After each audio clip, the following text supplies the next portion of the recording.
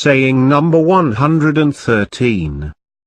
Amir al-Momineen, peace be upon him, said, "In the name of Allah, the Beneficent, the Merciful."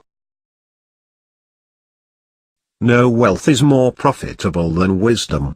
No loneliness is more estranging than vanity. No wisdom is as good as tact. No honor is like fear from Allah. No companion is like the goodness of moral character.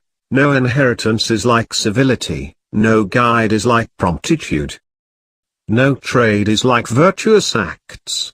No profit is like divine reward. No self-control is like inaction in time of doubt. No abstention is like that, which is, from prohibitions. No knowledge is like thinking. No worship is like the discharge of obligation.